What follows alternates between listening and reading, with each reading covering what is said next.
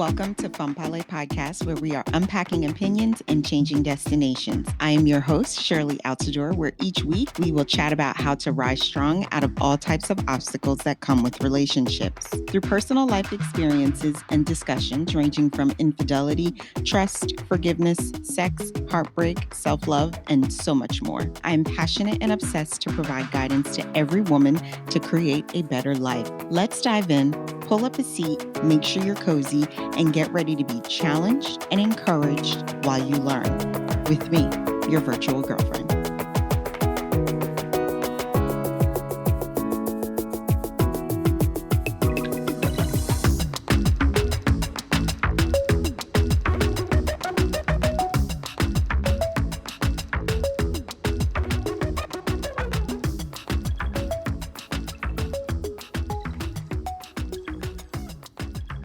Welcome back to another episode of Femme Parler Podcast. Today we have a returning guest for part 2.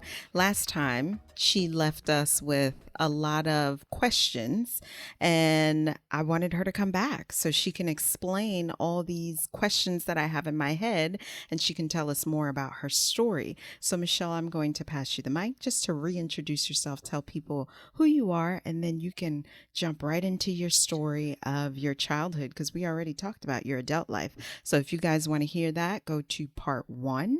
And now we're going to dive into her childhood. Yeah, welcome back, Michele.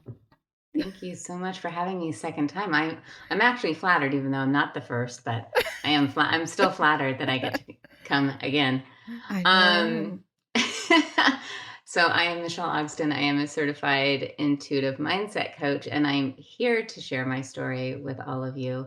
The first part, yes, dives more into adulthood, where we talk about suicide and a lot of other heavier topics. And what's interesting is I've really been thinking about this for the few days since I last saw you. Like, I've never shared this part of my story publicly. So I've been thinking about what is the message I really want your listeners to walk away with. So there's actually, like, I don't want it to be a victim story. I want it to be very empowering, where there's something very positive you walk away from. So that's my goal today when we dive in. Girl, you have created a whole business. Like, you are triumphant. I mean, what do you mean what message you want them to walk away from? All right. I mean, do you see the life you're living now? Even through all the bullshit, you were able to get married again. Yes. Actually, yes, I'm quite cognizant of it because it takes work. And I think anybody who Yeah. gets to this level, if you have been through trauma, you've been through the holy crap, what am I doing phase of just Mhm. life, really. And I think especially if you have childhood trauma, which we'll be getting into here, it really does skew how you heal and how important it is to forgive and to Mhm. heal yourself so that you do not try to heal through others, which I spent a lot of time doing in my young adulthood. Absolutely. A lot Absolutely. of people do So this. you're not the only one I have. And we both have different adult trauma stories because I was talking about mine yesterday on a podcast and I didn't realize how much some of the stuff I'm doing now as an adult, I was emulating my mother and what I heard and saw visually as a child. And I never connected the two till like I'm almost 40. And now I'm like, it's making sense. The shit I'm doing, it's because what I saw as a child. Right? It's interesting how it, like, pops up or shows up later in life, and you're like, "That looks familiar. Oh, crap." Uh-huh. That's Yeah. actually what I didn't wanna do. Darn Uh-huh. it. Okay, let's rethink Absolutely. that. Hmm. Yeah. Yeah, let's rethink that. But so much I really truly believe, which is sort of what you're saying right now, is 1, being aware, and 2, really it is a conscious choice all the time. Like, you can choose to be a victim your whole life and really live that life. And what I found was that that was incredibly tiring and Mhm. depressing, Mhm. really, honestly. So I chose differently. I was like, I don't want to do this anymore. This isn't fun. I gotta Life. change the course. Yeah. And people always say life is short. I absolutely disagree with this. I think life is usually pretty long. Like, if you're lucky, you get to live a very long life. You need to be cognizant of what kind of life do you want to live for all those Mhm. years? It is a choice. Do you want to be happy? I mean, they did a study. I wish I could remember who it was, but they did a study about the difference between people who are happy after trauma and people who are not. And what was the biggest difference wasn't money, it wasn't marriage, it wasn't children. It was that the people who chose, or the people who were happy actually chose every day to live in gratitude and find joy every day despite any circumstance they are in, which means that it's possible for everybody. Yes. To me, that's fascinating. I think that's Uh, amazing. that's absolutely true when you choose a positive path instead of a Mhm. negative path. Because we all know we can just crawl up, curl in the fetal position, and just be miserable all day, every day. It takes work to be positive. I was reading something where it's automatically like embedded in us just to be negative all the time. You have to work to speak even positivity into yourself. Absolutely. And before any of your listeners stop the podcast right now, like, oh God, here's another positive podcast. Ugh. You know, we're not talking about toxic positivity. We're just talking about choosing to be positive, choosing that vibe. If you read anything from Wayne Dyer, who's absolutely amazing, if you haven't read anybody from Wayne Dyer, he's amazing. He talks about the current of positivity that Mhm. you literally like step into or connect into. So it's absolutely possible for all of us, even when you have had trauma, which I think sometimes when you've had trauma, you think, why me? Mhm. Or am I ever going to be happy? Will I ever be able to be loved? Can I love? And the answer is yes, which is amazing to me. It is, yeah. I mean, I'm a living witness of my trauma, and I know there's life after death, and I can still live a very prosperous, fulfilling life, even after all the shit I've been through. Now, have you talked about your trauma for your listeners? Oh, fuck yes. Just yesterday, I was talking about infidelity and how I've been the victim and the perpetrator. Ooh. With our infidelity, a child was created. Girl, my story is juicy. Mm. I know. And Mhm. you see the shit, like who talks about infidelity like it's juicy? Like people would be like, she should be sad as fuck. No. Oh my no, this is a here's what's very interesting. I'm actually doing a study right now. This is meant to be. I'm doing a study right now about people who have had affairs and what the common denominator is because I have a theory and I'm going with it. And oftentimes I feel like in society, we miss an opportunity to learn that there's so much to learn from somebody who chooses to, and I don't know that you actually choose it. You do. And some people might turn that off right there. Please don't turn it off. Um, but you actually, there is an absolute reason why people stray. What is that reason? If we really know that, I think we could actually go back steps further and really be able to create and reconnect in a different way with marriages or relationships that we haven't really tapped into yet. So I'm fascinated by it. Do you want me to tell you now or save it for the study? You can tell me now. Let's tell your listeners now. What do you S- think? What do you think the number one thing was missing from your relationship that allowed you to stray? The number one thing. Okay, so there is Because more there's than probably a one. lot. At the time, there was more than one. So I would say the number one big reason that caused me to stray was attention. Attention. And I guess if you want to do attention and significance, he made me feel significant at that moment in time. And you know what's so interesting? And you're not the only one who says this. It's attention, significance. I felt alive again. These are the typical answers that I have when I do this questionnaire for people. Um, what I think is very interesting, and people always question, well, why can't you stop? I thought you loved me. Why are you still seeing them? And it's like, for the person who's actually be cheating on, there's so much hurt and pain and confusion. Hmm. And for the person who's cheating, it's like, I am finally breathing again, and you're asking me to give up oxygen. How do I Mm. stop breathing now? Now I've Hmm. learned how to breathe again, and I'm feeling this excitement and this energy and this life force that I haven't felt. And as humans, we crave human connection. We crave connection, and so now you're telling me to stop. I don't know how now. Now I don't know how, And that changes the narrative. It's very interesting. Yeah, I mean, you know what? When it came to infidelity for me, number one, I shocked myself when I did it. I never thought I would have been that person to do such a thing because Mhm. when before it happened, I was like, I would never. Those were the words. I would never do that. I would never. But you don't know what you would never do when you're in that situation. Now, granted, I love my partner, and it took me a long time to realize, mind you, I am the victim and the perpetrator, so I'm sharing my story, not his story. So it took me a long time to realize majority of the time, I don't have percentage numbers, and there's probably been studies done about this, and it is true. You don't intentionally just have an affair on your partner. You still love that person, you still want to be in that relationship, but you're not getting something that you are missing. And as adults, because we're like little children again, I swear to God, we're like little children again, and we're doing things that we shouldn't be doing, that we will reprimand our own children for. Instead of working on our relationship and trying to figure out, what am I missing?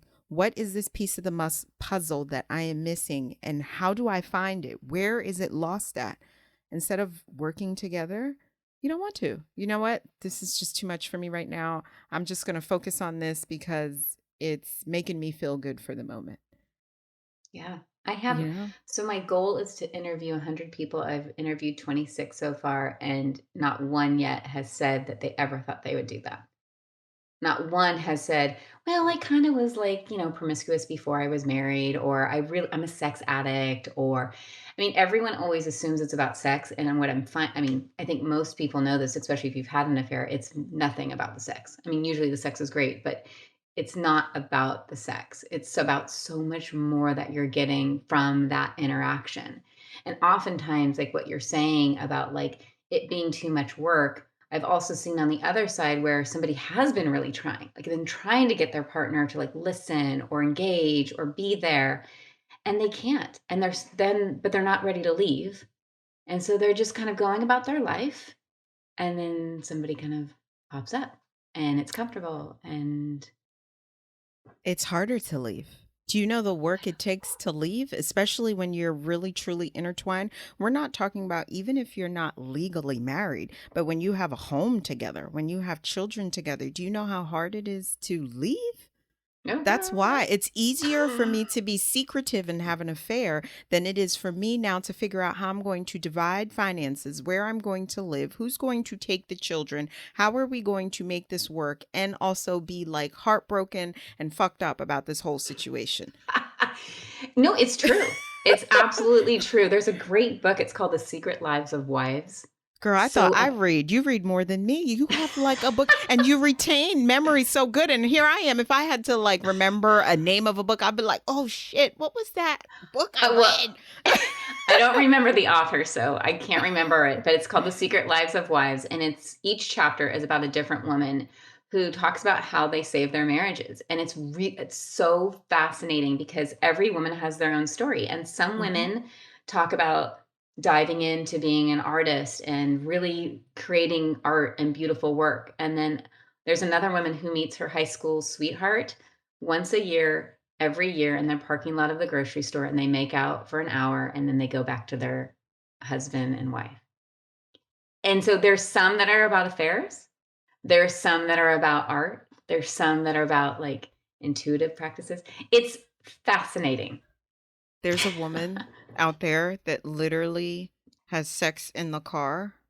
Well, they make out. She didn't say sex, so I'm just saying making out. Because a lot of married couples do not make out anymore. It's very sad. No, they don't. But what I wanted to say about what you had said, an affair, to start off, it's not about sex. It's No. that little piece that you're missing that that person is satisfying at the moment. It just ends up being sex. And if the sex is great, that's just a bonus to the affair. Yeah. I haven't met anybody who's had not great affair sex yet, though.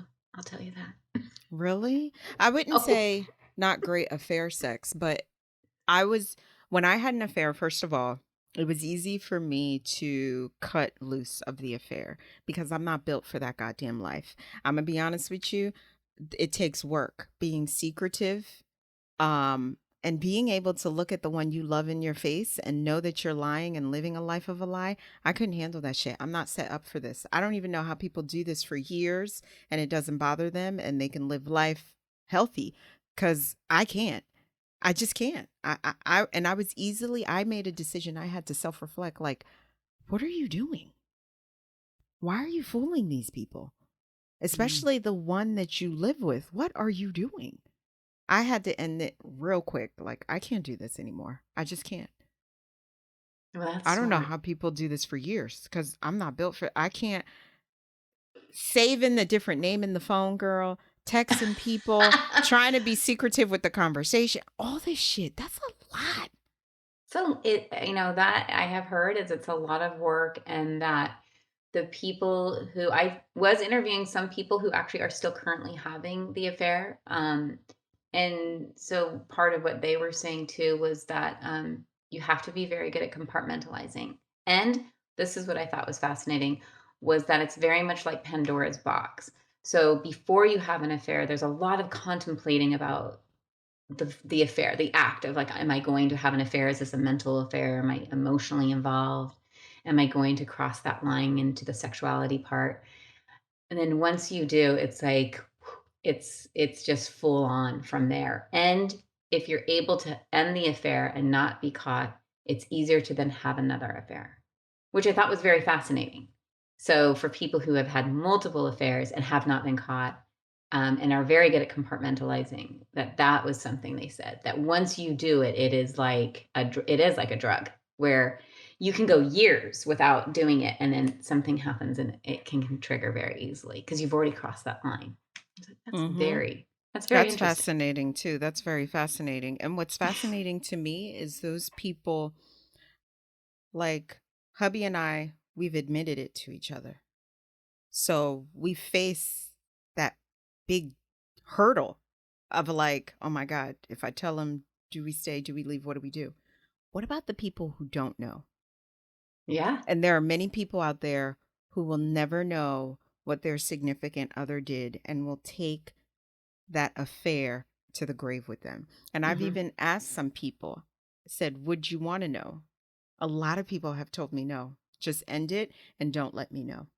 Hmm. And it's Yeah. amazing, because it's like, so you would rather be lied to and not be told and just live your life as though nothing happened, than your partner being honest with you and telling you. Yeah. Yeah. Yep. Some people absolutely say yes, that they'd rather not know, Yeah. for They'd reasons rather that not you've know. mentioned, which I think is very insightful. You've mentioned, like, it's not just about the feelings, it's about, now I'm not leaving you. I'm dedicated to staying married, and now I have to stay married knowing that you've done that, or I have to break up a home, break up my family, break up finances, all because of something that I know that you've done now. And some people say, "Nope, I don't wanna know. Cut it off. Do what you need to do." I It's think it's it's fascinating. humans.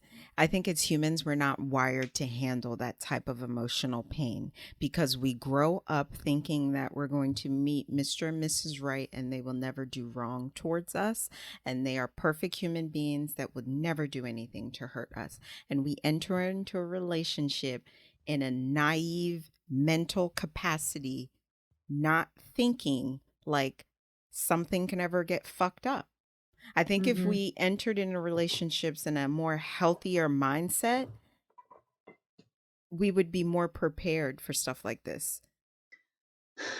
That's a really interesting thought. We could talk about this for another hour. I know we haven't even gotten into your story and we're like already minutes in talking about this, but I'm serious though. We enter No. into relationships putting our partner on a pedestal. I did it. Many people did it, thinking like, "Oh, they're not going to do anything to hurt me." You know how many women have said my husband would never?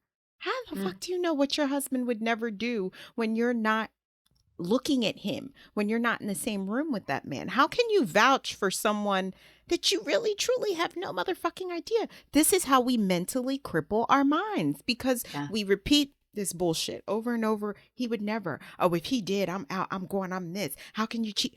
This, and society puts it around. You know how many Yeah. social media posts, especially the women, were like Fuck him if he cheat. I'm gone. I'm this, I'm that. So now you're already making that woman feel like, oh, I can't stay in my relationship if he cheats on me because I'm going to seem like less of a woman and I'm not going to know my self-worth and I'm not going to care about myself and I don't love myself and I don't this and I don't that. We're not ready for that. Yeah, so much shame in that, like so much shame in staying. And how do I know what you've worked through? Like I don't know what you've worked through. If you and your husband have worked through something and you guys are able to keep going, then that's on you. I mean, we saw this with Hillary Clinton when she stayed with Mr. Clinton, President Clinton, former Yes. president. So many women shamed her. I Oh can't my believe you God. stayed. Your money, Grammy. How am I supposed to know? I don't sit down with Mr. and Mrs. Clinton. I don't know what's going on. I mean, I think it's a very interesting topic because I think really society and Hollywood, has this image of you get married forever and nothing ever bad happens. And then when something, whatever we label as bad happens and we're like shocked. It's like we forget that we're human all of a sudden. It's like Hmm. somehow our partner becomes like a superhero and if they are not allowed to fail, they're not allowed to have a moment of weakness, they're not allowed to be unkind. We're not allowed to have a fight that didn't go well. And that pressure, I think, puts so much on the relationship that can implode in itself. Just the pressure of having to be perfect all the time. Perfect is exhausting. No one can be perfect. I think we just like abolish that a word. It's my least favorite word. It's being perfect. Ugh, it's annoying. I know. I call our Passionate about relationship that. passionate about that. The perfect imperfection, I call our relationship because that's what we are, the perfect imperfection. There's Hmm. nothing perfect about us. Nothing. And one thing I have a serious pet peeve about is when people are like, relationship goals. Honey, I don't think you'd be able to walk one block in the bullshit that I've been through. You're talking about relationship goals. You see the exterior surface of us taking like a selfie together, and you're talking about relationship goals. Do you know there are many times I've wanted to kill him? And he probably felt the same for me. And he probably looks at me on certain days like, what the fuck? And you're talking about relationship goals. That's my pet peeve because you don't know what they've been through. Hmm. I think it's very true. And we also have a hard time being, and I use the word hard specifically right here. I'm very cognizant of language, Hmm. is that being happy for other people. Like that you've made it, that you guys mended something that needed to be, like you said, it was missing. You said we had something that was missing.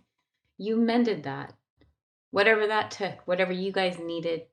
And sometimes the affair can mend things, and that is so foreign to people. And when you see people be happy, sometimes it's like, oh, you're happy. I get this a lot with my current husband. Oh, you found a good one. And it's like, yeah, I've worked hard. I've worked hard to fix Yeah. myself so I could attract a good man and like be. And I don't know. People are like, oh, well, what if it doesn't work out? All right, well, what if? What if I don't know, like you're saying, I don't know. I can't say that nothing bad is ever going to happen. That would be ridiculous. What I do know is that right now, in this moment with my husband, I have never been treated more lovingly with respect, kind, security, and I'm loving every minute of it. And if it comes a day where it's not that, I'm still thankful for all the time I have with him. And I can say that about all the men I've been with. I mean, there have been some things. Surely there have been some things Mm-hmm. that I could be like, no, but I was, I can still think about fond things. I'm very grateful for all of that. And I think that's what we need to be very focused on as a society and as women and as men who are listening, that like, it's about what you're doing in the moment. We are trying to build these beautiful relationships that we can thrive in, and we're mirroring each other in healthy relationships. We get to see ourselves mirrored back to us and go, ooh, yeah, I think I need to work on that a little bit. And hopefully you get to spend a lifetime with that person. But if you don't, that's okay. That Mm-hmm. is absolutely okay. And like we ended last time on J Lo and Liz J-Lo Taylor. and Liz You know, Taylor and like, her many relationships. yeah, like try again. Pick it up. Put up your bootstraps. Let's try again. It's interesting you said about happiness, and it makes me wonder, are people generally happy for you when you try to mend things? Because I remember when I was at the lowest point in my relationship, women especially, They don't know what to say. You know how many they were like, well, how do you know he's not going to do it again? How do you know you're not going to be, you know, mistreated again? And then I had to remind them, you do remember I cheated as well, right? So I had to say that for people to understand, like, I can't, just because I'm crying, I can't play a victim role. Yes, I'm upset about what's happening right now, but you do realize I have no right to throw stones, right? So you want to ask me about, well, how does this make you feel, Shirley, that you cheated and now he's cheated? I don't think people even know what to fucking ask when you're going through that. Mhm. Because how dare you ask somebody, how do you know he ain't going to do it again? Bitch, I don't know. You don't. I cannot foresee the future. It's such a I great can. point. No, well, it's such a great point because that is one of the questions I get asked most by people is, well, how do I know this is going to be the one? And I said, I always say what you just said. You don't. Part of being in a relationship is taking a leap of faith and saying, I am going to trust this person and I'm going to Hmm. do my best. And that's all I can do. Like, that's it. The rest has to unfold. And hopefully you have vetted things out. If there's red flags, you've maybe moved those to the side. So hopefully you've done your homework and you really think about what you want, what you value in a relationship, what you cherish. What can you give? I think oftentimes we miss out on what is my role in the relationship? What can I give to this relationship? And then you make that decision. And at the last step is, okay, I'm going to try. I'm gonna Hmm. free fall. Let's see what happens. Hmm. Woo! Hmm. We don't Hmm. know. We don't know. You have to be But you, brave. but you know, the second part of that, once you try, then you got that one girlfriend that be like, girl, I told you. What I tell you? Yeah. So I get what you're saying, and it's hard out here. It's hard Mhm. out here trying to make these relationships work because you're constantly being judged, and every footstep you make, it's kind of like, It's oh, what is exhausting. society going to think of me? But I've learned to let that go and not care and um, seek therapy. That's one thing you can't do it alone. Therapy is great. I'm a big advocate for therapy. If you need it, go get it, because it's good. It's a good thing, people. It's a good thing. Stop trying to mend these fuck ups alone when you're not even properly educated. There are things my therapists were telling me that shocked me. I was just saying it yesterday. And, I have so much respect for them that I call them like my big brother and big sister. They're a husband and wife team. And the guy had the audacity to tell me, I don't think you're going to come to me thinking like you're all that and he's the complete fuck up because, honey, y'all both fuck up. Y'all both toxic. He didn't say fuck ups. He said, y'all both toxic. And even if you were to leave this man and go into another relationship, you would fail that relationship because you do not have the proper tools. 1000% yes. And this is what we What? do. We jump from jump and we jump and we jump. He's right. And I said, when he said that to me, girl, the one part of me was like, no, he fucking didn't. Another part of me is like, okay, I guess he right, but I think I'm a whole package. And I know how to communicate and what the proper tools are, but as we started to go through the process, I realized I didn't know the proper tools. Even the way I speak, sometimes I can be very passive aggressive, and I had to learn how to take that down a couple notches. Yeah. It's interesting and everybody is different, which I think Yeah. is makes it even more complicated. And what your husband now wants, if you guys weren't together and you were with somebody else, that one might have he's going to have his own trauma and you need to speak his language and figure that out. It's you're always learning, you've got to be present in the game and It's a we're all lot. trying. We're all Hopefully trying. we're all doing We're our all trying. best, We're all trying. We're all doing our best. We all right? are trying and doing our best. But since we gave you guys some extra here, we're going to have Michelle now dive into her story, take us back, way back into her Yeah. childhood. Way back. I know. Like I said, it's interesting because I dabble, like I'll sprinkle little things into conversations or classes that I teach to let people know that I never want people to feel like I'm talking at them. I want them to feel like I'm talking with them. And so I will say things like, I am a Me Too survivor. I have PTSD. But I don't really go into it. So like I said, I had to really think about like what is the point of sharing this? Because like I said, I don't want it to be this like victim thing. I want it to be Uh-huh. more empowering. And so yes, I mean we can go all the way back. I was molested at 9 with from my mom's boyfriend, and I told my mom, and she didn't believe me. And so I was very much dismissed, was like the first time I learned that my voice didn't have a lot of weight. And so I learned at a very young age that I'm not going to speak up. Well, that was silly. That didn't really work out well. And I started really pulling away from the family unit. My parents were already divorced, obviously. And I was an only child, so I sought refuge with my friends and just really sort of became a nuclear family with my friends. And then time went on. I'm kind of skipping over some details, but you know, That's time went okay. on. That's okay. And then at age, my mom actually was remarried and moved away.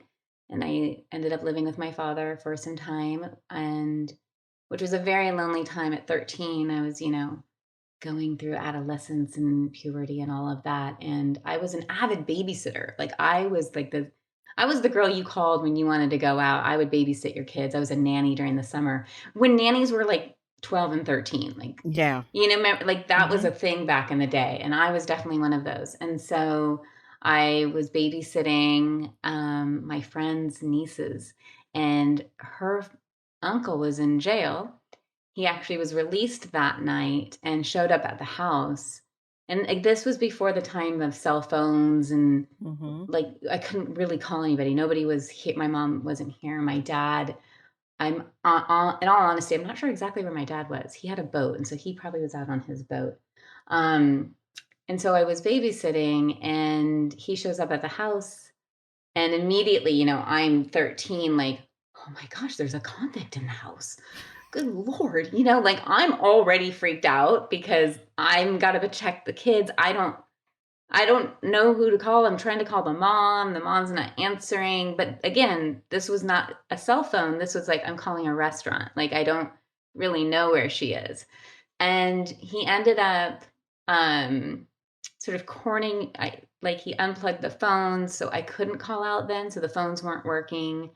Um, he he would like corner me in certain rooms so that I couldn't leave unless like I kissed him. So I was very much trapped with these three other younger girls who I was in charge of, and to keep him very calm. And so I again had learned at 9 that my voice didn't have a lot of weight. So how I was going to survive was by being very appeasing. And so I think many people who have been through sort of these situations, whether it's a rape or, being molested, is that you learn to be quiet to survive, that my screaming wouldn't have helped. And he would take breaks. Like he would leave. I don't even know where he would go. He would like leave and come back. And I did figure out that he unplugged the phone. And so I called my best friend's mom and said, I don't know where I am. Can you come find me? And I just had to describe to her where I was. And she actually came and found me and stayed with me and, helped out with the situation that was sort of unfolding. But that one situation changed my whole life. I never told anybody. So I didn't, there was guilt from that. Like I didn't speak up. I don't know if he ever did anything to anybody else. He was already in, a convict. So he was already having a sort of deviant life. Um, and so I started drinking at age 14. I was not okay. I was like having a nervous breakdown. Um, my mom actually moved back to take care, like help me back. And from there, I started to heal. Took many years though of learning. I was terrified. I had insomnia for years. I always thought someone was going to come and hurt me or kill me. It took time, but I didn't talk about it. Not until I was about 20 did my first therapy. And when I used to, I stopped drinking, so I wasn't an alcoholic or anything. I just learned that like, oh, this was easy. I was definitely on a path that I think could have ended up in drinking or some more deviant behavior for myself. And luckily, like I said, at age 16, I found spirituality and just really got into that part of it, and intuition, Mhm. which really taught me how to trust myself, and Mhm. took me years to find my voice. Honestly, not until I was like 40 something did I find my voice, because I had been taught for so long that it didn't matter. That passive aggressive, I think, like you mentioned a few minutes ago, like I was more passive. I wasn't really even aggressive. I was just passive, because that is what I had learned, was that, Mhm. oh, this works. Oh, Mhm. this being quiet, oh, that works. I'm just Mhm. going to wait this out. And I did that in my marriage. I did that with my oldest daughter's father. He was also abusive. And luckily, I did not marry him. But even speaking up about that was quite challenging. And what I realized was that through therapy, like you said, I had therapists. I had to do a lot of healing in myself, and how I did that was really about like healing that inner child and really finding my voice. Like I had to give her a voice in order to heal, because what I was doing is I was trying to recreate situations where I could heal myself. Now, we subconsciously do this. So this is what we end up doing, is we have these situations where we recreate them up subconsciously. Like let's pretend we all have daddy issues here, okay? Which I did. So you actually try to find the same type of man, that so you can get the love that you feel like you did not get, or the attention that you did not get, and you try to heal this. You cannot heal this. This does not work. You have to do it yourself. So you have to find that within yourself to heal, which takes time, good help, therapy, lots of writing, lots of. You said some really good things. So the first thing I'm going to point out, you're right about the daddy issues. You ever heard of the term you end up marrying someone very similar to like your father, or you end up when you like get older, you emulate the situation, like you made like you're like your mother and you marry like someone very similar to how your father was, or vice versa. Mhm. So I know what you're talking about. I've heard it many times. Yesterday it was even being told to me. Yeah. You go to what's safe and you don't even realize you're doing it subconsciously. Yeah.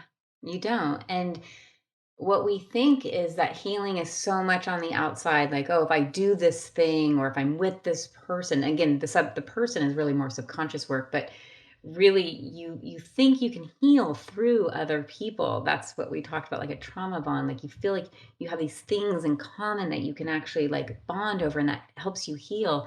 And really, once you learn that you have the power within to heal, changes the whole narrative. You can absolutely, like, you don't have to rely on anybody ever again to heal yourself.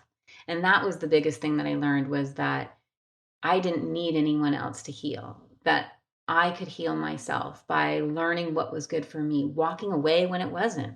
Good. That took strength. Like you said, walking away. Walking away takes a lot of strength, a lot of work, and it does. But Hmm. learning like that is so important, to be like, we need to know what we value, what is good for us, and when it's not, and that it's okay.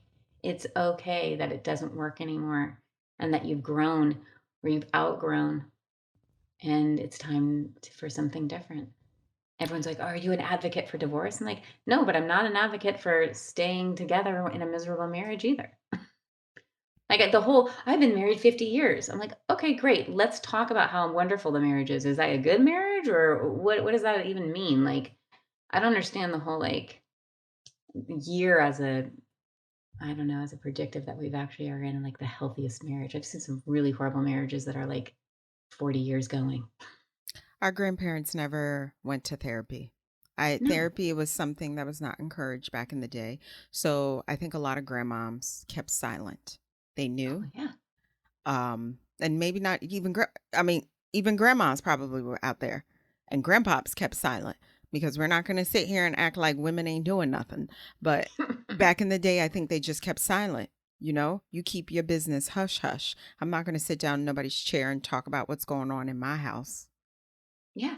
I mean, you were considered mentally ill if you went to a therapist. Like, Mm-hmm. I actually was just interviewing this man, who he's actually, he considers himself as a homosexual, right? And so that's how he identifies. He does Mm-hmm. not think he's bi. He truly believes that he's homosexual, even though he's been with women. And he was saying that when he was growing up, he was considered to have a mental illness. Like, it was Mm, considered a mental illness to be attracted to the opposite sex, which I think is so fascinating. So he was considered mentally ill when he was a child.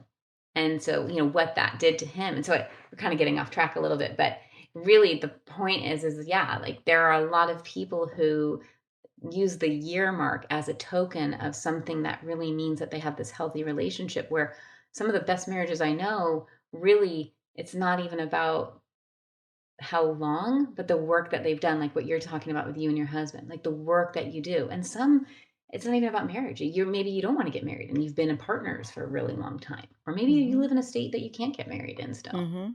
Absolutely. Yeah. Mind boggling. It is about the work that you do. And Hmm. therapy, I feel like it's more encouraged now, but back then it wasn't encouraged. So the years Hmm. doesn't Yeah. signify that much weight. It really doesn't, because if you really sit down with grandma and grandpa and really find out what was going on in that relationship, how you going to look at it then? Oh, yeah. My grandpa cheated on my grandma, and they stayed together, and I don't know how they worked through that I was too young to really, like, ask those questions. And their son committed suicide. I mean, there was a Mm, lot of trauma in my grandparents' marriage, and you think, "Huh." And they were at the end, good lord, they were so in love. So whatever they did, how they made it worked for them. exactly. And that's, like, kind of full circle here about, like, you and your husband is, like, if it's working for you and you're living your authentic truth, both of you, then that's what it's about. Like, living Hmm. our authentic truth. Really, who is that? It takes work. It And I does think take people think work. you don't have to work anymore. Like, it's like, oh, well, I found somebody and now I don't have to work. Everything's gonna be great. It's just everything's gonna be fine. And then when it's not, Mm, like you were saying earlier, like when it's not, it's like, oh my God, it's not okay. I've got to work at this. I don't want to work anymore. I know. And Like you that's the said, we're thing. babies. We're We're like, I babies. want to We do don't this work. prepare for this. This is too much for me to handle. I'm not doing this. I'm not I don't doing want this. I can't. to play anymore. This adulting is just not fun. I said that the other day. I'm like, oh, this adulting is not fun right now. Sometimes Oh, it's not. God, It's sometimes not. it's exhausting sometimes, right? I have another question for you, because what Okay. I've heard a lot, and I want to hear your feedback on that. Okay. As human beings, I strongly believe God blesses us with a child. We are supposed to do the best that we possibly know how to take care of that child. We don't have ownership of the child. I don't like when parents create this superior and inferior situation with their child, because I feel like that's the wrong way to go about it. Um, there's no manual to this parenting life. We do the best that we can do based off truly what we see and what we hear. And, you know, I always aim to do better with my children. But why is it that a lot of children who go through sexual abuse, Michelle, you are not the first person to say, I told my mom, I told my dad, and they didn't believe me? Why the fuck do we do that? Why? Why? I'm.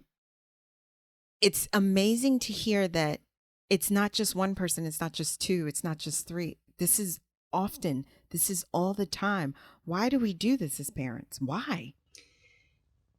So my answer is going to be very biased because I'm your example, right? And so this is just my opinion and my experience of what I believe. I think one of the biggest lessons as, like, people, as humans, is when we realize that our parents are human too. And they're just doing the best that they can with the tools that they had from their parents, who might have been broken too. And Hmm. broken people make broken decisions. And if you're in love with somebody, like, for example, I'm going to just take my instance, right? Like, my mom was in love with this man. And I mean, that is a horrible thought. Like, to believe that this man that you love was acting inappropriate with your child. It's almost easier to be like, oh, no, I think you misunderstood, or I don't think it was as bad as you think it is. That is way easier than going, oh my God, this is this is what's happening. And maybe my mom didn't have the tools then to really say, or the strength, but she was lonely. She was a woman who was going through a divorce and was really loving the companionship of a man who made her feel alive and beautiful and taken care of. I'm a woman now, I'm older, so I can understand it better, but I'm not mad at her. I don't hold a grudge on her. She was doing the best that she could in the situation that she thought she was doing the right thing. And I think for me, I had to get to a place where I had to really see everybody, the man who held me captive as a human, of what was his situation that led him down a criminal path, that made him broken to make decisions like kissing 13-year-olds and holding them sort of at bay in a hotel room was okay. That I think one of the biggest lessons, like I said, one is to learn that your parents are human and they're just doing the best that they can. And this is a lineage thing. This is generations of broken people making broken decisions. Just lots of those, right? Come down the pike. And then to forgive so much is like, well, why would God do that to me? Or why does the universe put me through these things? And the first top people you forgive is one is the God or your universe, whichever your God. I say that God, God Mm-hmm. or the universe, Mm-hmm. that there is a grandiose path for what you're on, and then to forgive yourself. I think oftentimes as traumas, we do go through a phase of we blame ourselves. Well, maybe it wasn't that bad. I know I did that. Well, maybe my mom's right. Maybe, I still had my clothes on, so maybe that means it's not that bad. And I went years, years thinking nothing happened. I was also then molested by a doctor when I was 21. Mm-hmm. Something I didn't talk about, but I actually was molested by a doctor, and I thought, very much like the gymnast Ali Reisman. Am I saying that correctly? I know exactly who you're talking about. I don't remember the last name, but I think it is Allie. Okay. So whoever's listening to this, that Reisman, I think that's her last name. Very much like that, where I thought, oh, he's a doctor. He knows what he's doing. And we question ourselves. And then when we find out something actually did happen, we have this guilt of like, well, why didn't I do this? Well, why didn't I know that was wrong? And we have to forgive ourselves for same thing we have to forgive our parents for, is we're just doing the best that we have at the time with the information that we had. And once you forgive the universe or God, and then you forgive yourself, everybody else just, for me, it was very easy then to forgive everybody else. Because those were the two things I was really struggling with, was like, why would this happen? And oh my God, why didn't I say anything? Oh God, why didn't I do this? Why didn't anybody believe me? I mean, lots of guilt. And it wasn't until a therapist, like you were saying, was like, Michelle, no, you were molested. I'm like, I was? I mean, I was like in my 30s, I think, before I really realized that what was happening was wrong. I mean, it took years. I didn't really get it. Like, I knew it Mm-hmm. didn't feel good, but I didn't really put all the dots together. But then it Mm-hmm. kind of made sense once I put it all together. So, Interesting to hear you say that. You know, I've learned over the years to never say never, Michelle. And even though I asked that question, how would Shirley act if her kids came to her and said that? How?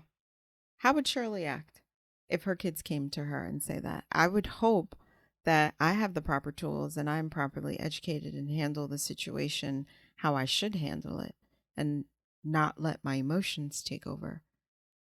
I think we all hope that. And, it's interesting because you said something very poignant early in the conversation when we were talking about infidelity, is you don't know. You don't know until you're in it. Like, Yeah. we don't know. We don't know how we would behave. We all want to believe that we are going to do whatever the right thing looks like to us, like whatever that we think of Mhm. as the right thing. And so we all hope that we do that. But until we're in it, I mean, we really honestly don't know. I mean, we all hope we were going to do the right thing, and we take everybody seriously and we listen. And when we do make mistakes as parents, because we do, like, we are human, we make mistakes. I am not a perfect parent. I want to be. I want to be a perfect parent so bad, but there's that ugly word again, perfect.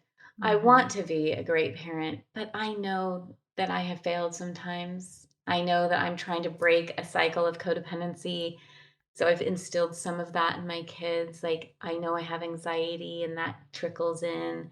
So I'm not perfect. I'm trying. Mhm. And I do believe that most parents are really trying to do the right thing in the time that they're raising their children with everything that's going on. And like you said, there's no manual.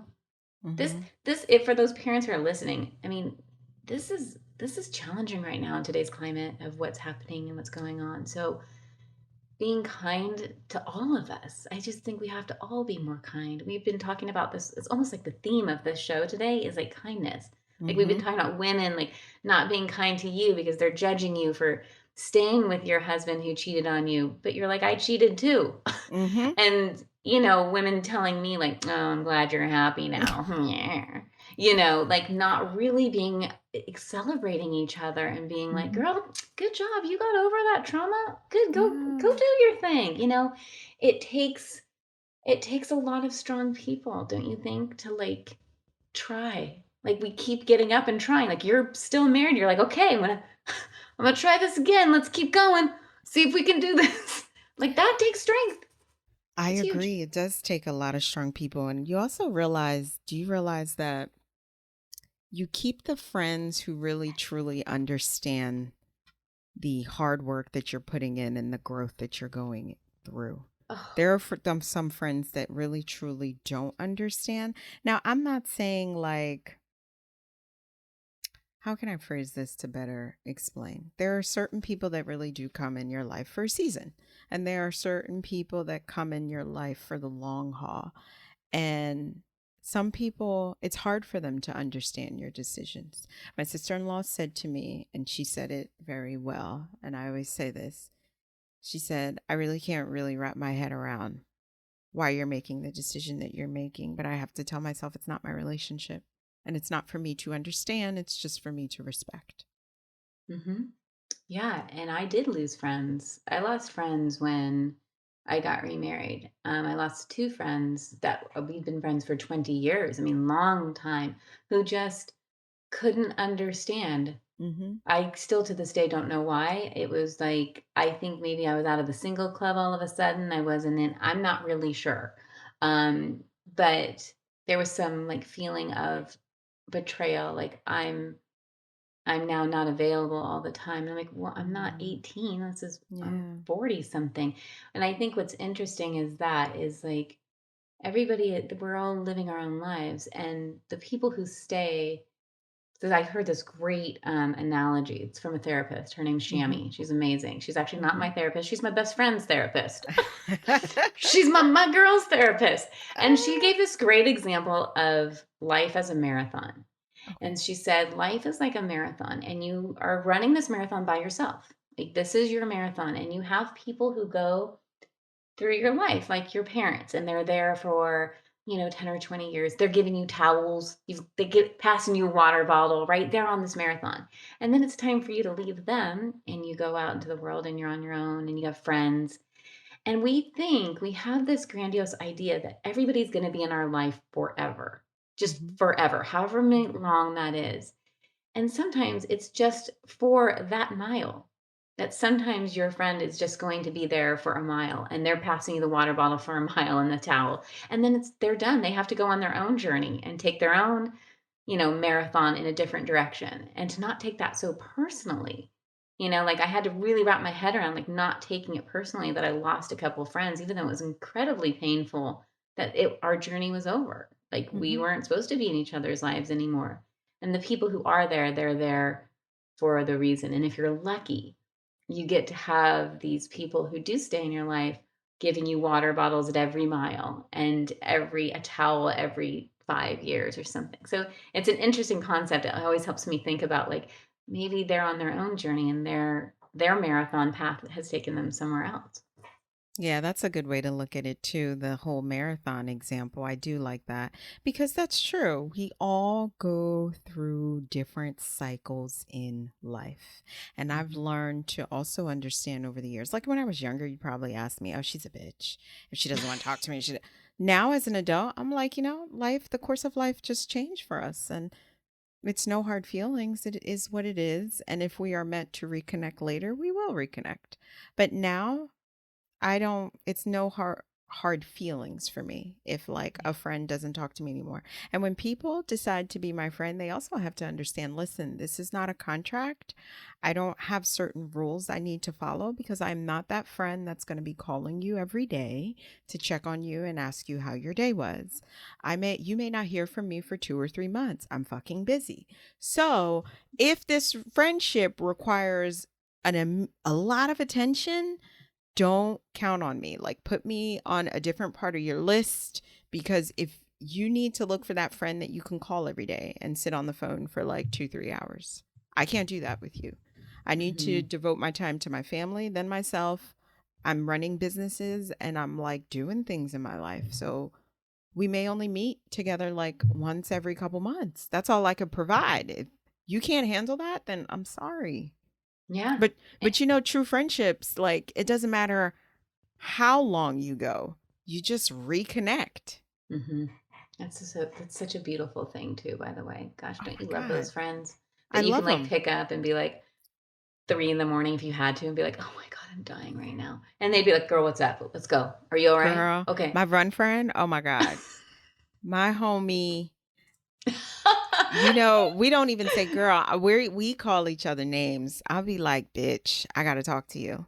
Like, we don't even like call each other by our government names, or we'll be like, chicken head, let me tell you what happened today. Like, this is how I show endearment to my friend. I'm name calling them, but this is like normal for our friendship, where I know other friends be like, Shirley, don't call me that.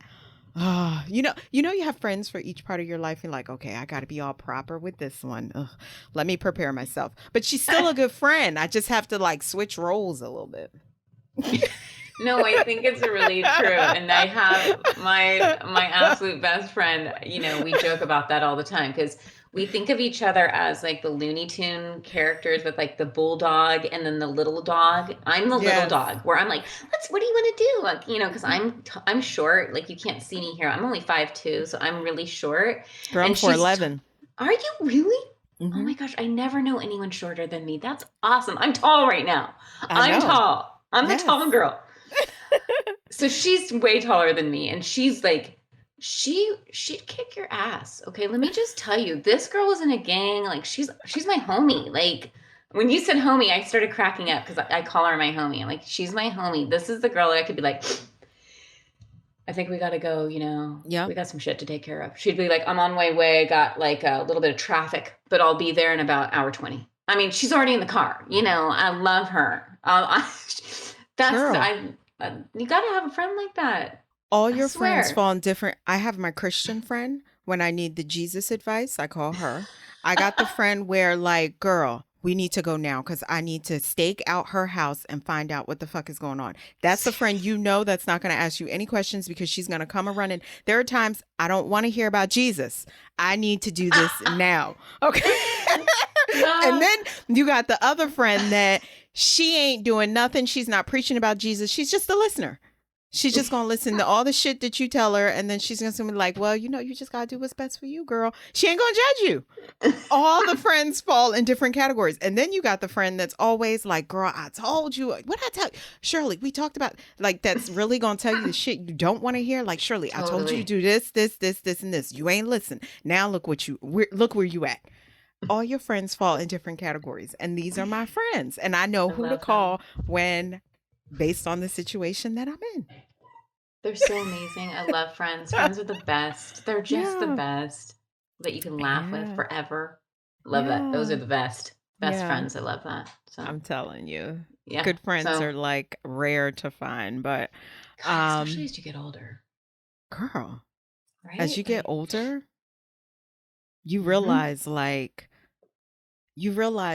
the good friend and the not so good friend. You can't really determine that when you're younger. You can't. And now I realize that's one thing I will realize as a child, why my parents, especially my mother, she was like, I don't like that person for you. Now I'm starting to understand why. When I was younger, it was just like, lady, mind your business. You sound like my daughter because I'm like, honey, you call that a friend? I don't know. I'm not. No, no, we can't. Mm-hmm. I think we might need to like, Yeah. no. She's like, Mom. I'm like, no. Yeah. I listened to a mom talk at a funeral. Her child died from an overdose. And Mm. she was saying, she said to all the moms out there, I've never forgotten this. She said to all the moms out there, your child's friend group is one of the most important things you can govern in your child's life. And if there's anything that I feel like I could have done better, was to not step in more. And I'm telling you, she speaks to me all the time. I have a 12-year-old right now. My oldest daughter, I did the same thing with though. I was Mhm. very like, Hold up. no. Okay, all right, let's see where this one goes. But Mhm. I'm definitely more helicopter parent on that one. I Everybody agree. will. I definitely agree. I'm right there with you. I So know all her friends, who she's in contact with, what's going on. I mean, I'm glad I have the relationship I have with my kids because my daughter is comfortable talking to me. My son is comfortable talking to me. Granted, I'm not saying like they're still angels. They haven't dabbled into anything serious, but they are comfortable talking to their mom. Thank God. Um, it's interesting. I was going to tell you another book I read, but I'm going to hold off on that because Girl, how do I'm you just a retain all library. these books? Like, you're better than me because I read the book. I'll be honest with you, I retain memory, but not like I can remember bits and pieces from the book. But if I tell you the name of where I got it from, I'm done. I can't do that. You I connect love to read. well. I love to read, and I get so much out of like stories. This is actually coming very full circle as like we talk about connection and people's stories. And so I do resonate with people like telling me like, wow, they've been through that. Like that's fascinating. And I just think we all connect through other people and like who've Hmm. been through things, and we can learn so much from that. Because I am the first to say like I don't know everything, and I hope I have a very good relationship with both my children, but I hope they tell me everything. And when they don't, this is what I always say, and when they choose not to, that they have someone like a good friend or a good friend's mom or their guidance counselor that they can talk to for those times when maybe it is more challenging to tell me or they're worried I'm going to be disappointed. That I hope that the friends that they have then can lean in more Hmm. and pull from that, because I know that it might not be want me one day, and when it's not, I hope that they have that. But man, I work hard at that. I work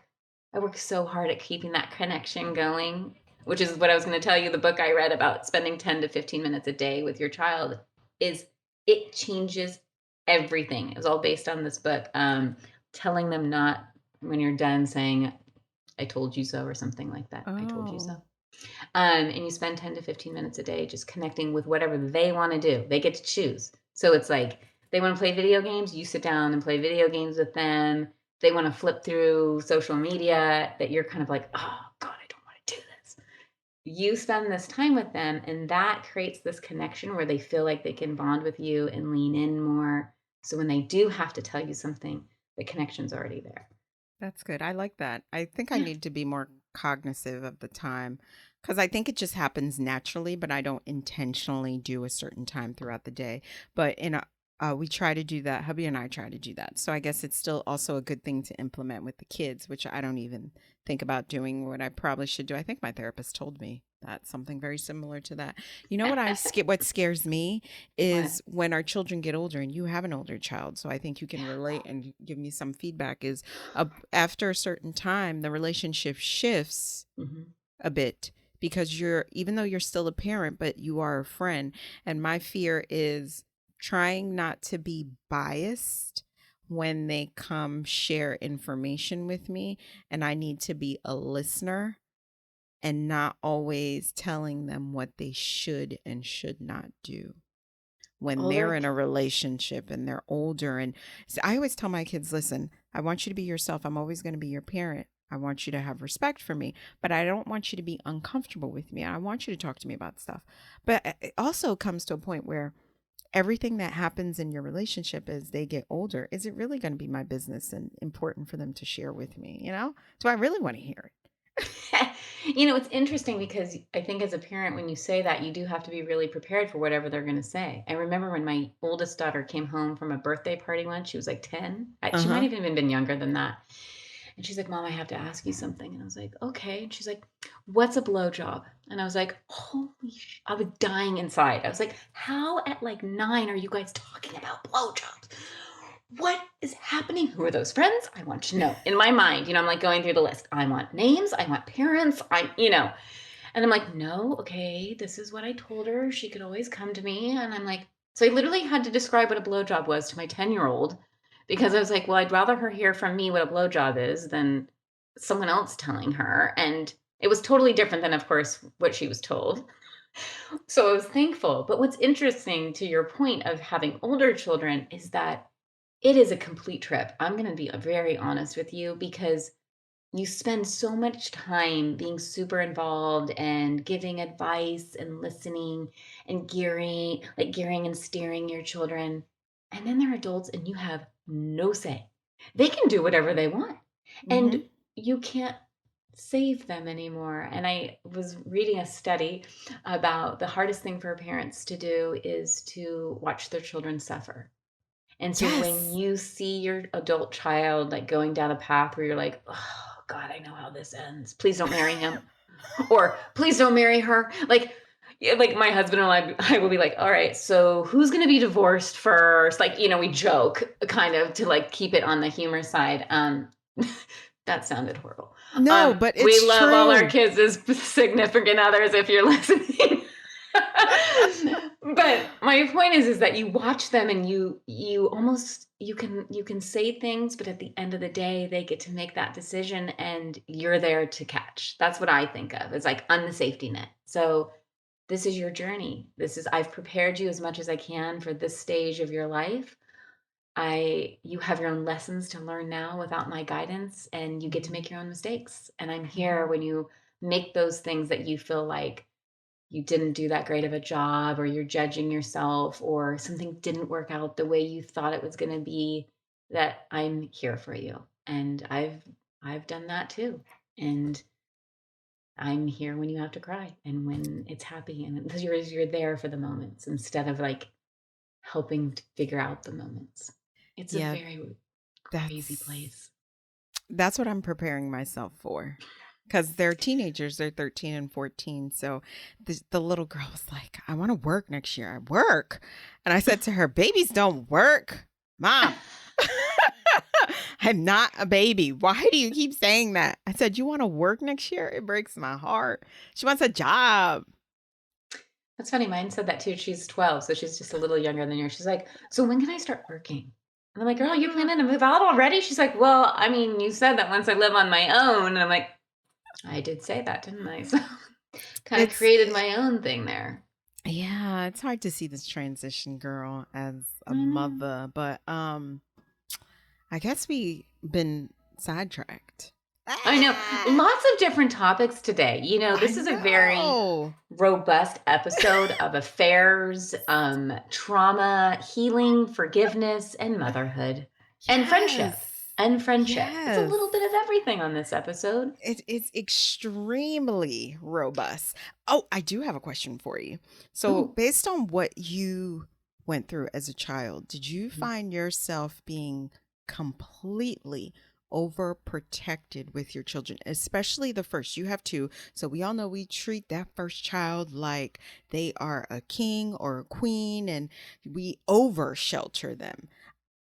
Did you find yourself doing that, especially with the first? And you probably maybe changed for the second, but did you feel like you didn't let anybody and everybody watch her? You Oh, made girl, no. sure you were like on her at all times and only certain people were allowed to watch her. You would rearrange your whole schedule because you didn't have proper childcare because of what you went through as a child. Oh, yeah, no, it was crazy. Like, in all honesty, that has been when I've asked for feedback from my kids, like, what do you think I'm really good at? And what do you think that I need to improve on? I have two biological children, right? They both tell me I was way overprotective, that Okay. I really didn't let them out of my sight. I also had a friend that was kidnapped for some time. So like I know this isn't I'm telling you. We can have many episodes, but really what I did was I was very protective. And my 12-year-old now, she feels like I drive her crazy. She's like, "Mom, But it's so challenging when you know, like, I'm like, do you know what that van? Do you see that van? See the tinted windows? Look at that van. I want you to make sure you see that kind of van. Like I'm I'm Mm. probably not doing a good job on that. Like in all honesty, I don't know that I do a great job. I think I scare more than I prepare, and that's not what I'm Mhm. trying to do. And I Mhm. think there is this balance of like scaring versus preparing, whereas there's this like thin line. They both tell me that I'm very strict. I don't think of it as strict, but they both say that I'm strict, and I don't spank. I'm not like I don't put hands on my children. I lecture, and they both have told me, "I really wish you would hit me." They're Are you like, serious? "Oh yeah," they're like, "Mom, your lectures are so long and horrible. I'd rather get it over with and just spank me or slap me across the face. This is miserable." I'm like, "Well, that's because you've never had it. So you be." Your children are hysterical. They're They funny. They are. They're verbally both. told you that? I'd rather Oh you yeah. just hit me than hear your lectures. But they've never had it, so they don't know what they're talking about. So Oh my yeah, I know. They're goodness. funny, right? They're funny kids. They're both Oh, very, that's too very so funny. yes, I do think that I'm way overprotective. And I my best friend and I we both had sexual abuse in our as younger kids. And so we both were like, we always say, did you check out the friend's dad? What's the vibe Mhm. on the friend's dad? What was that? Mhm. No? Okay. No. No.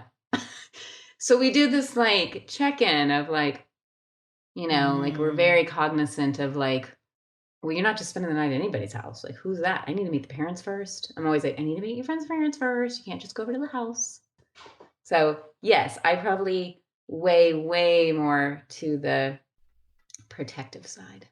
I can understand. I was very protective with my little two, very cognizant of where they were going to be, when and why. My schedule revolved around who was able to watch them. I was very particular about who watched the children. I didn't want anybody and everybody watching them. And if they were someplace that I was not made aware that they were going to be, I was very upset. Yes, I can agree. I actually have never paid for childcare in my life. I'm so fortunate. My family lives Oh, all good, right by me. So good. only my mom and my father, or like family, or a Mm-hmm. very close friend has watched my children. I've never had to deal with it. I love them so much. And I was so terrified of like shaken baby syndrome or something that like would happen that I would never know if it was really an accident. Whereas if something happened with my mom, like she broke her arm or, something, I would never question my mom. Like my Mm-hmm. mom loves my girl. So I would never think twice about it. Whereas I don't trust as easily as some people. And some people don't have an option. And I think Mm-hmm. that, a lot of people don't have an option. So I feel for that of like, I'd like to ask somebody, how do you do that? How does that work? I find that fascinating. I think I've said that word a lot today. It's okay. The I word of the find that day, it's the word of the fascination. day. Fascination. Isn't there a song? Um, so it's interesting. I think parenthood it's a trip. You either like do things like your parents, you emulate like your parents because you have these great role models, and that puts a lot of pressure on you, or you want to do the complete opposite. And my mom was not strict at all. I had a lot of free reign. I was not like a super protected child. So I'm super protective because Mm. I feel like, well, look what happened to me. Look at all this stuff. Maybe I need to be more so that it doesn't happen. But I don't know that that actually changes anything. I don't know. I I don't think I'm super protective, but I definitely did not want to do some of the things my mother did. They were like strong Christians, didn't want to talk about anything, didn't let me do anything. Everything was like a sin. You couldn't go to the movies because that was a sin. Ooh. Yeah. It's just, and I didn't want to do that, but I realized I copied one thing that my mother did, which was she used to ridicule my father and always let my father know how much she doesn't need him. And I realized I used to say the same to my man. Ooh. Uh-huh. That's a And huge revelation.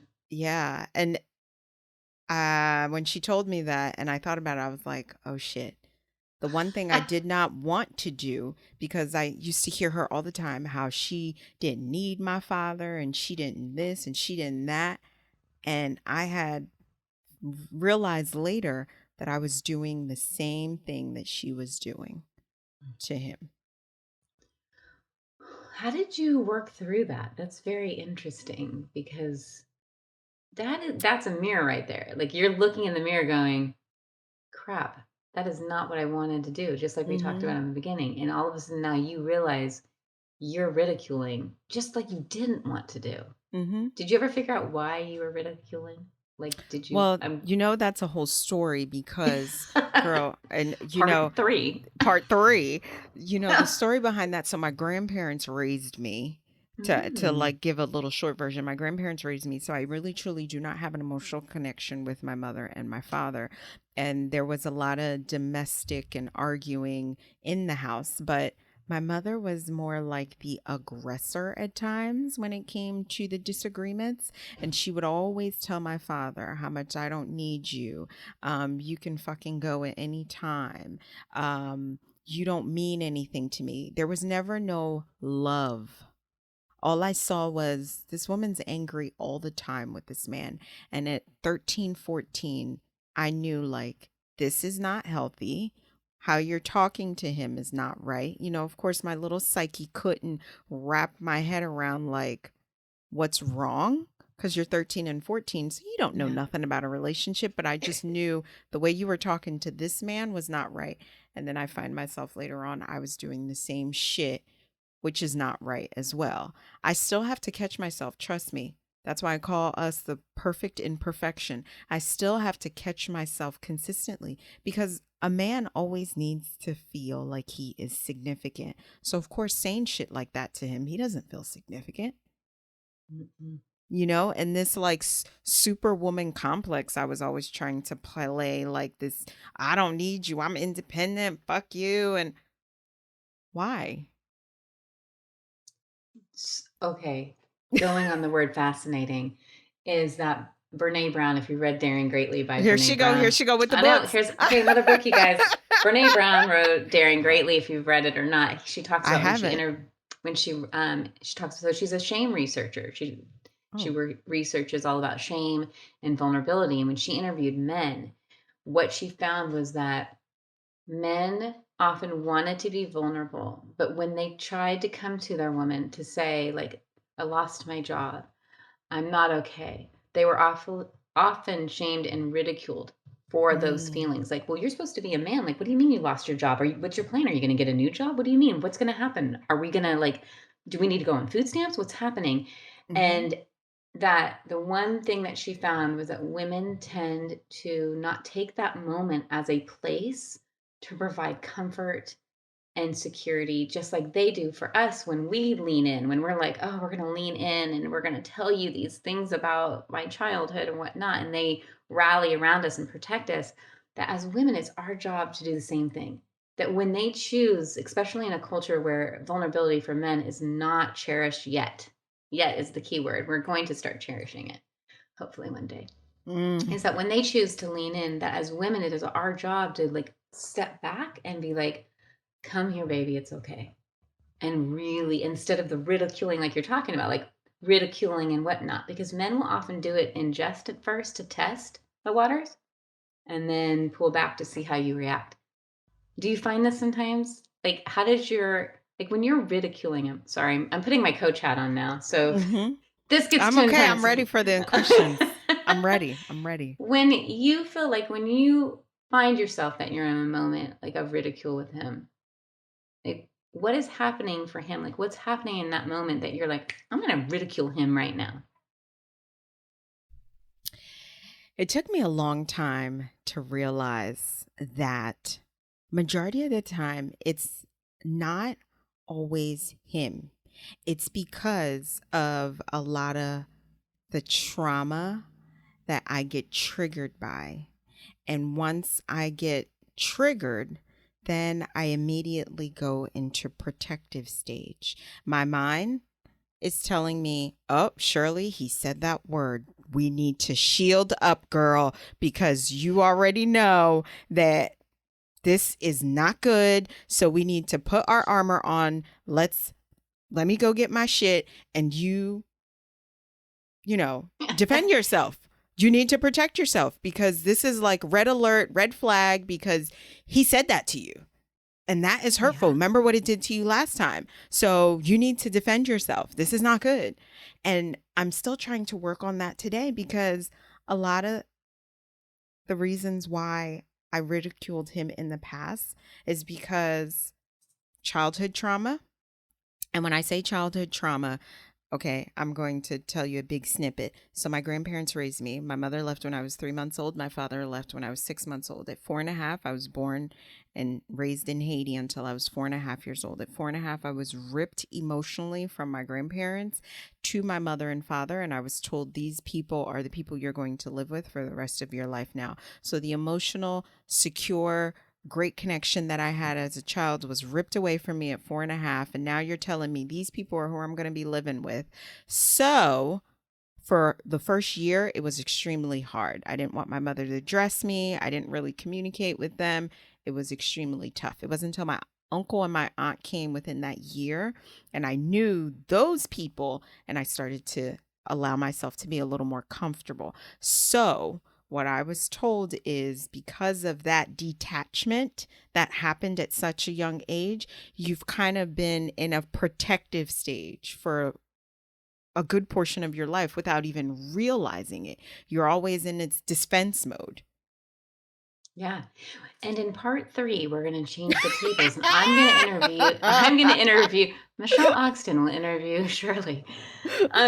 Because you went through that too quickly. All your listeners are like, wait, I'm taking notes. You were in Haiti until 4 and wait, but what's interesting though is exactly what you said. And I think so many people can actually relate to this, which is when you get triggered. So your triggers are your biggest teachers, right? You learn Mm-hmm. so much through your triggers and you immediately like go into flight or fight. You're like, fight. What? You're like, Yeah. your inner children are going, surely I'm getting the armor. Hang on. I've got to suit up. Hang on. I'm putting on the gloves. I'm getting like my shield out. Swords are coming out. And you're like, no, I don't think so.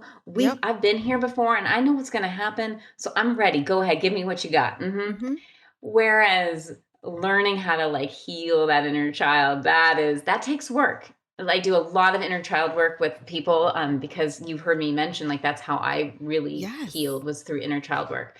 So I believe in the power of inner child work. And everyone always thinks, oh, it's inner child work. That's so lame.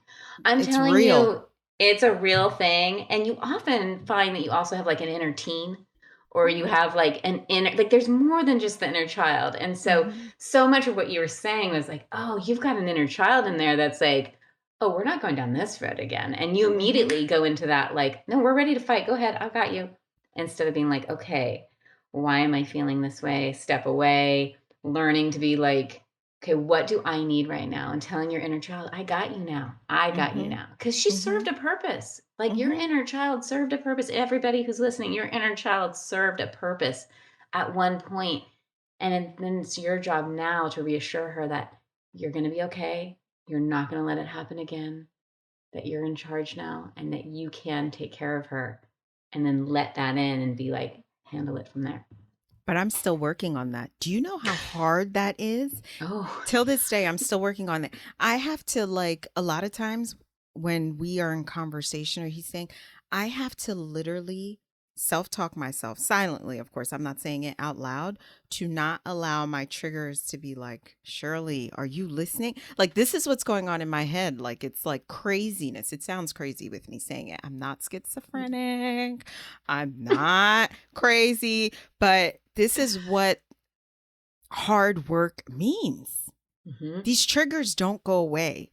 It's No. learning how to keep them at bay. And even you're telling me, my therapist had tell me, she's like phenomenal when she speaks to me because too, it's all about that verbiage and Mm-hmm. how you're saying things in the delivery. I'm still trying to learn that because there's a portion of me that's still a little passive aggressive and want to go into protective mode. Oh, I've got a great tool for you and your listeners. You're going to love this. Okay.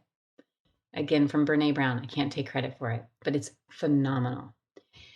Because if you have PTSD or anybody who just has a lot of triggers, this is great. My husband and Mhm. I use this all the time. I swear it has saved us so many arguments. So Mm. when you're feeling super triggered like that, right? Like you're like, oh, you're getting suited up, right? You've got Uh-huh. armor, or maybe you're even like right before that, where it's kind of like, all right, what's going on Yeah. here? I'm taking inventory. Yep. Okay. I'm like, do I need like you're like, do I need to suit up? What kind of Yep. feeling it out, right?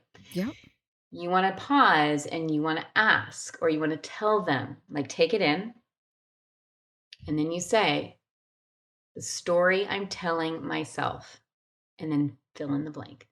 So, for example, I'm going to use myself as the example. The other Mhm. day, my husband is going on, I don't know, golfing. I think he was going golfing or something. Oh, I know. We were at a baseball game. We were at a baseball game. Mhm. And like, I'm not a sports person, and my husband is super good at athletic. Like anything he does, he's super good at, and he's really good at sports. And I'm not. And so we're at this baseball game and we're with everybody else who's really good. And then I'm literally feeling like I am like, what am I doing here? I was feeling super insecure, totally triggered. And I was in a funk for like 3 days afterwards. And so I had to tell him, I was like, okay, I have to tell you something. And he goes, what? I'm like, okay, the story that I'm telling myself is that you sometimes think you'd rather be with somebody who's great at sports and can understand baseball, and that me as this super woo woo chick who's into intuition and spirituality is like, what the fuck? And he's like, Oh, I get and what then you're he, saying. The right story that now, I'm telling myself is you're talking for your mind. What your mind is, those tricks that your mind will play on you. right. So, like, when you're Got with it. your husband, so then he will tell me, oh my gosh, that's not what's happening at all. I was literally just enjoying the game. It was amazing. And I loved that you were there. I loved having you with me. That doesn't mean anything to me. Like, I would rather be in your woo woo clan anytime because I love you, girl. You're my heart, right? Oh. So it's that. Like, when you hear your partner talking, right?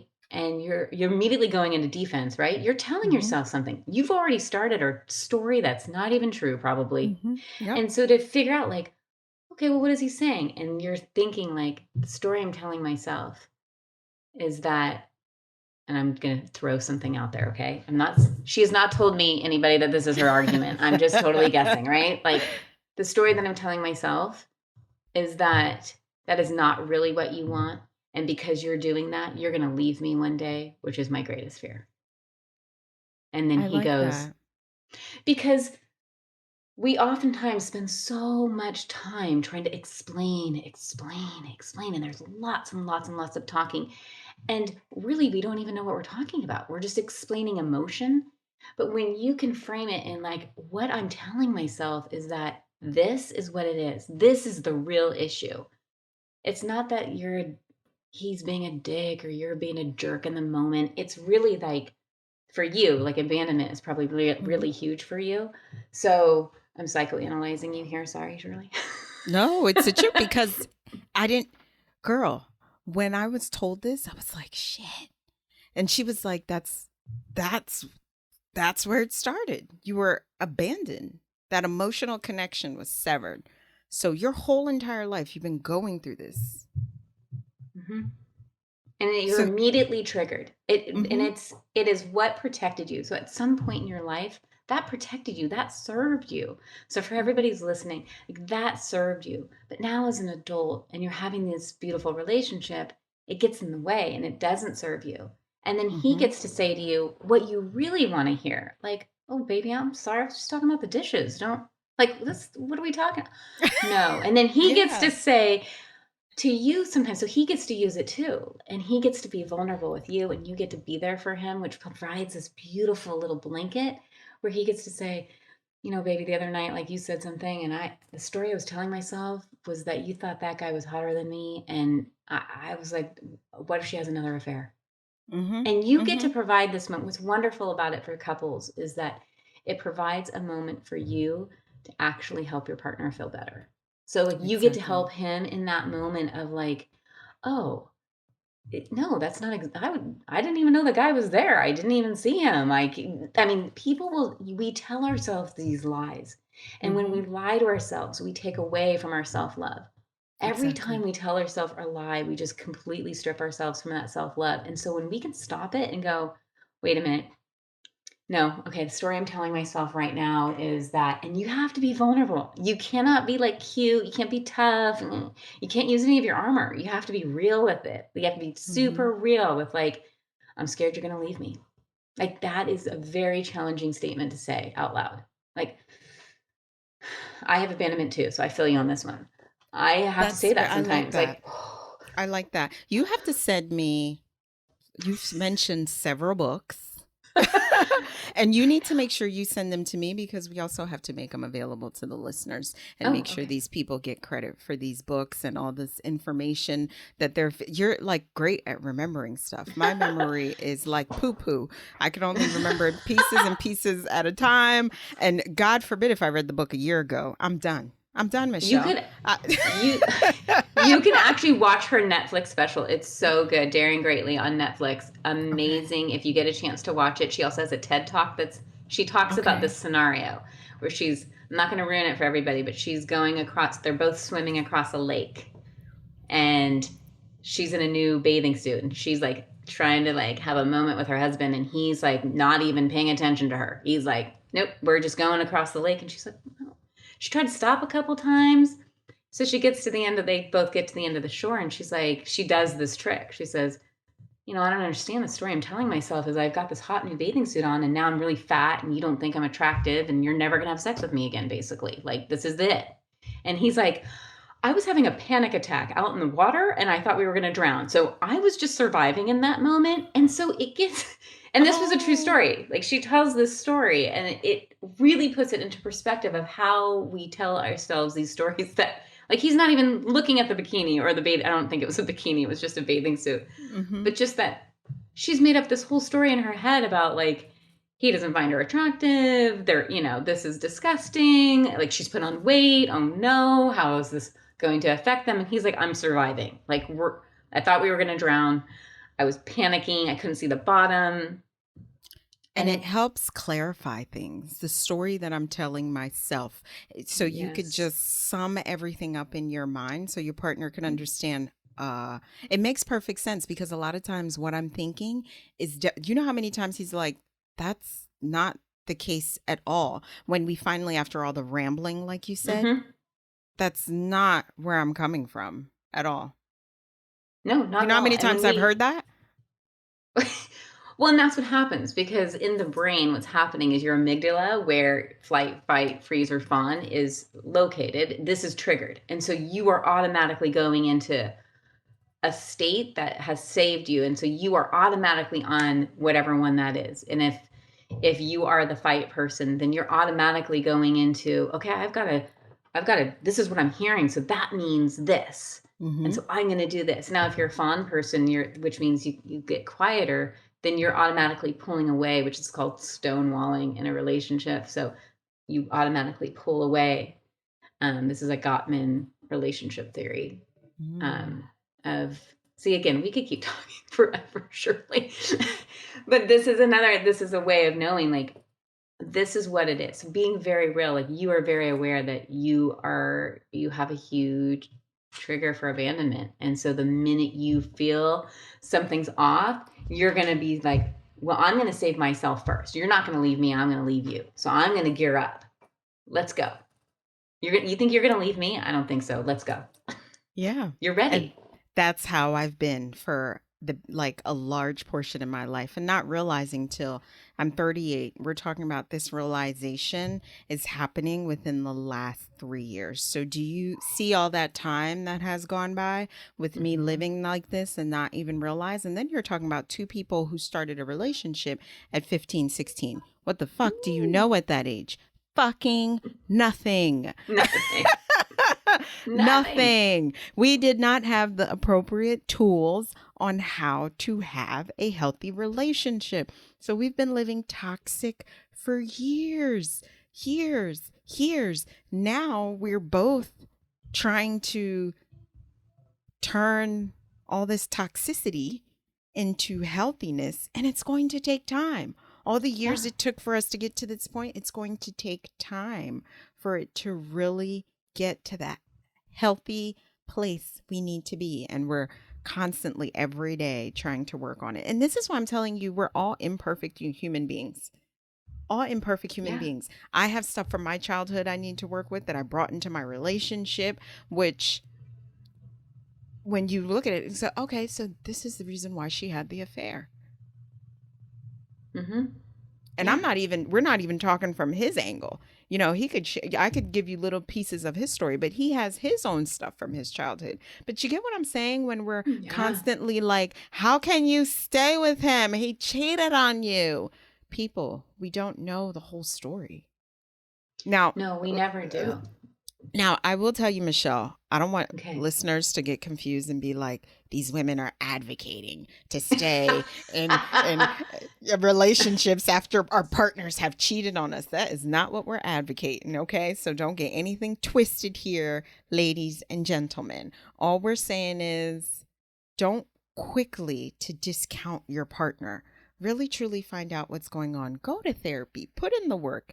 And then when you've done all you can do and when it's time to call it quits, that's fine. You're speaking with a woman who is on her third marriage. Am I right, No, Michelle? second. My second. Second. Oh, I'm Mm-hmm. That's adding okay. marriages. She's on That's her fine. second marriage. So we're not promoting staying in unhealthy relationships. This is not what we're saying, but there's work that needs to be done.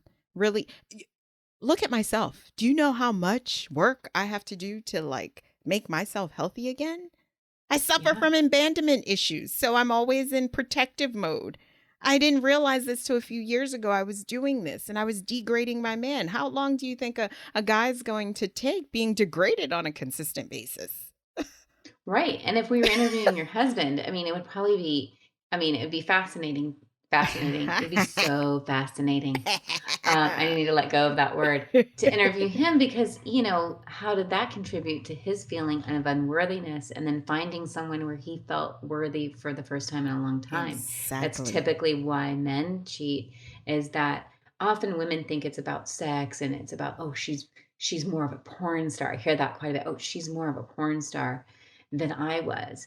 And really, what I have found from the men that I've interviewed has been that they also felt connected. Like there was a deeper connection and they felt worthy and valued for the Mm-hmm. first time in a really long time, which was so fascinating because I said that word again.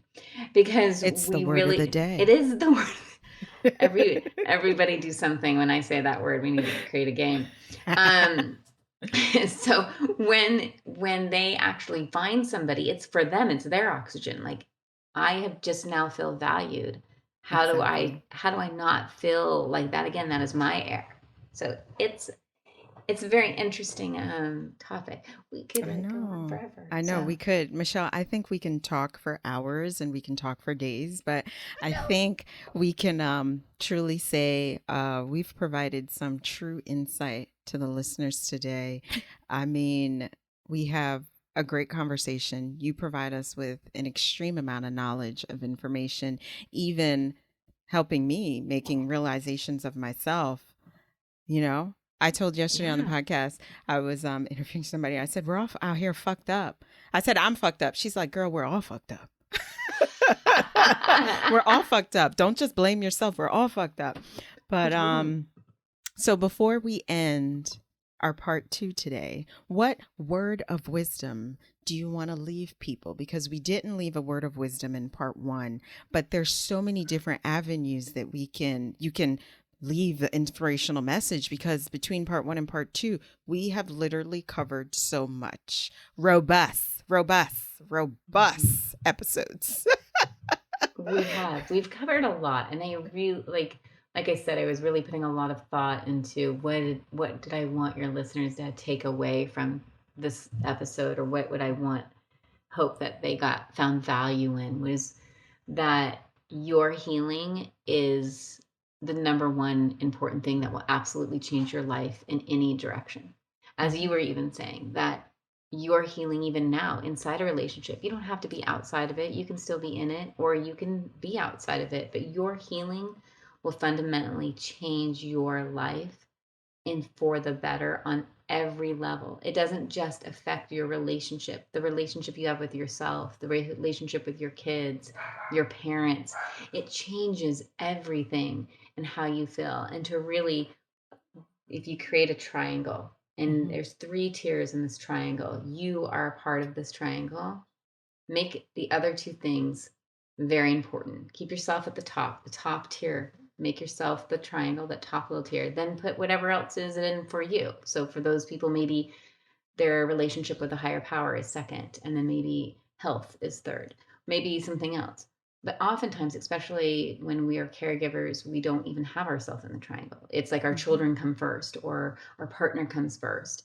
And Mm-hmm. really, your relationship with yourself is what makes your relationship. Mm-hmm. So take the time that you need to heal. That's really my word of wisdom. No, like I said, I think I said in the last episode that you are one decision away from changing everything. That taking the Yeah. time to heal can really absolutely change your life to be able to have this abundant life filled with lots of tools to help you be happy, help you to work through, because it's not about being happy all the time. That would be Mm-hmm. toxic positivity, but it's about Mm-hmm. having the right tools to be able to live a life where you can navigate into those states and out of those states a little bit more with ease Absolutely. and not so much challenge. I like the triangle and putting yourself at the top of the triangle. Mm-hmm. To piggyback off of what Michelle said, just be mindful that change is consistent. We are all evolving as human beings. We're all evolving. I am not the same Shirley I was at 20. I'm not the same Shirley I was at 30. So you have to be patient with yourself and also understanding with yourself. We change as people. I've been with this guy 23 years. We are not the same people that we were at 15, 16. We are 38 and 39 now. I mean, let's be realistic about this. Change is consistent, you know, Yes. and it takes hard work. Yeah. And so Everything is takes growth. hard work. Yes. Yes. Growth is consistent. Growth is change. Like if you told me you were the same person at 15 that you are at 40, I'd think, wait a minute, let's pause that for a second. Yeah. Like it is very important to realize that we are human. And I think really the theme of today is kindness is essential in Mm-hmm. community today. Mm-hmm. And in the climate that we live in right now in 2021, kindness, understanding, and to realize you don't know everything. I think that is so important is that I don't know everything about you. You don't know everything about me. And the choices that I made maybe years ago, I wouldn't make Mm-hmm. now, but I have the insight. And maybe that was my lesson. And maybe your lesson was something different when you had an affair and for your husband. This Mm-hmm. does not mean that we are bad people. Like, Mm-hmm. I think often we're quick to label, and I think sometimes we have to really look at things from a human perspective and think, what were they going through? What happened? And we often don't take the time to do that in society. I mean, we're quick to judge everybody's guilty before proven innocent, sort of thing now. It's the opposite. It's not innocent until proven guilty. It's like you're immediately guilty of something.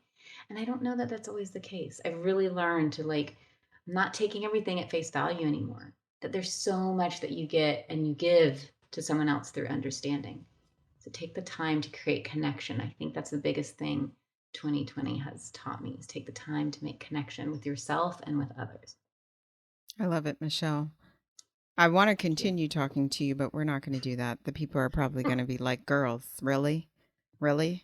There's going to be like part 3 and part 4 and part 5. It's like a whole series, but we're not going to do that to you guys. So, Michelle, thank you so much for being a guest, for offering us all this loads of information, many pieces of little nuggets of knowledge that you've offered us. You're talking to 2 women who have been through shit in life, but have taken our negatives, turned them to a positive, and giving back to the world. And just stay focused, stay motivated, stay strong. And listeners, as always, thank you for listening. Till the next episode, love yourself, voice yourself, and be yourself. Have a great one, everyone.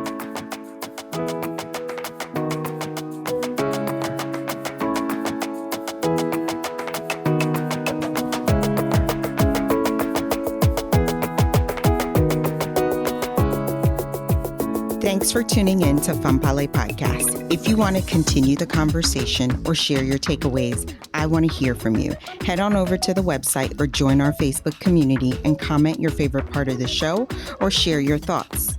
I want to hear what you have to say. Don't forget to rate and subscribe to the podcast so you never miss an episode. Chat with you next week.